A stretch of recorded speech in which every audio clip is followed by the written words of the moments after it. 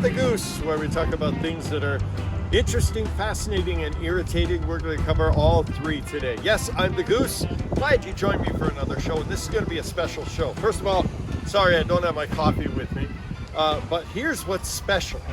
We are very close to Minneapolis, Minnesota. Now, I know the riots or protests happened all over the country and all over the world, for that matter, after the police killing of George Floyd. But here's where it started, in Minneapolis. So we're not in ground zero, but we're close to it. And you know, I've been here many times throughout my life, so I'm not worried. Yes, I've been to downtown Minneapolis, and thank God everything is calmed down now. Where we're at right now, hopefully you can hear me over the honking over there. We're at the Mall of America. You can see the sign behind me. The Mall of America was built, I'm guessing, maybe 25 years ago, and at that time it was the biggest mall in the world. That's not the case anymore, but still, it's an amazing place. I'm not sure if I think they're opening up now. But anyhow, be that as it may, we want to update you on the aftermath of the horrible protests and riots that happened everywhere and started here in Minneapolis, which is just right over there. Now, before I get going, I want to kind of give you a little insight as to my background and my thoughts about, this whole tragic episode. First of all, my heart goes out to anybody who's been discriminated against because of their race, or for that matter, their gender, sexual orientation, what have you. I'm against that, and my prayers go out to the family of George Floyd and all of those affected by that horrible incident. Me personally, look, I've been around. I've been in the Army, in the infantry. I've lived in the Chicago area, in the Twin Cities. I lived in the South during the 60s and Jim Crow days. So, you know what? I kind of know what's going on here. Let's talk about the damages, first of all. In Minneapolis alone, 400 or so buildings were damaged and or destroyed. The total cost, the damages money-wise, about $500 million. That's in Minneapolis alone. Nationwide, and this isn't even counting other countries, in the United States, the damages as far as property, about $5 billion with a B dollars. The damages, of course, are not just monetary and property. It's human lives. 2 police officers have been killed in these protests, and a total, at least that we know, 19 people have been killed in these protests and damage in the riots. So you know what? It's a no-win situation. Nothing ever comes good from violence, however justified your complaints are. The total injured, well, we know that at least 700, not just 2 cops have been killed, but over 700 have been injured. So for those of you out for vengeance, well, there you've got your vengeance many times over.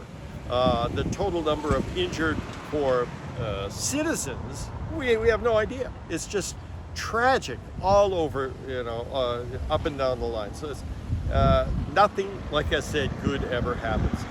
Now, how about the government response to this? Unfortunately, there's some very weak-kneed mayors and governors who just let it happen. Others called in the National Guard, and when that happened, it stopped, or at least slowed down considerably.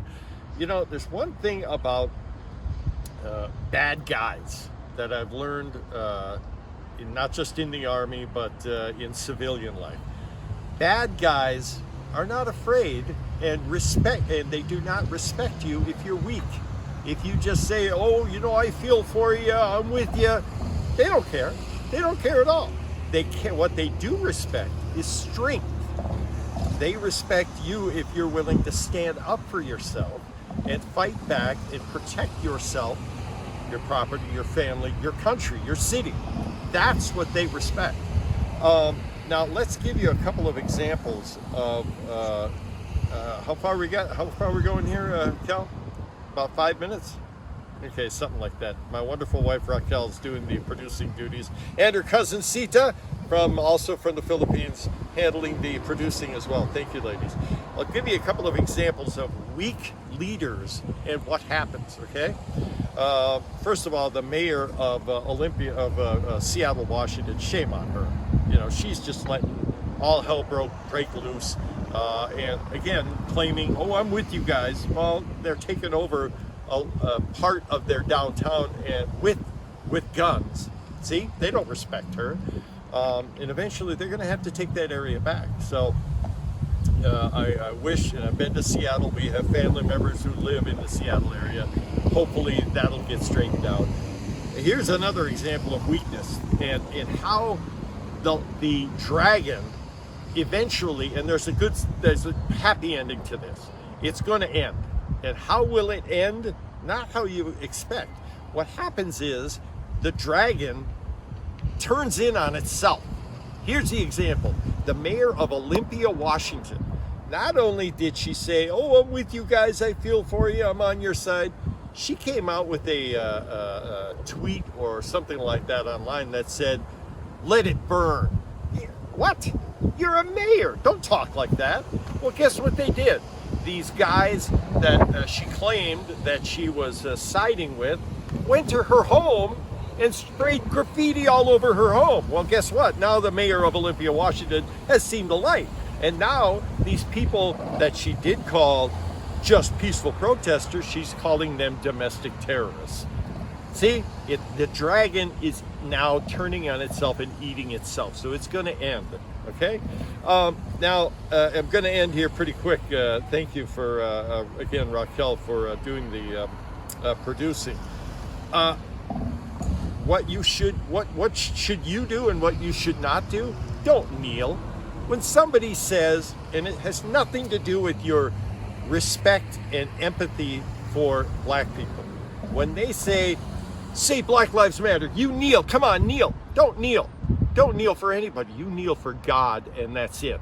Okay? That's what I'll do. I don't kneel for any human being. I'm with you.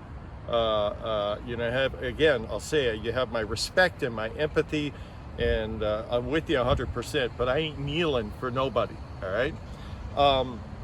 So that's what I'm going to finish with. And one more thing you should do, what I have done. Pray. It's God is in command. God will always have the upper hand. We don't understand God's ways, but get on God's side.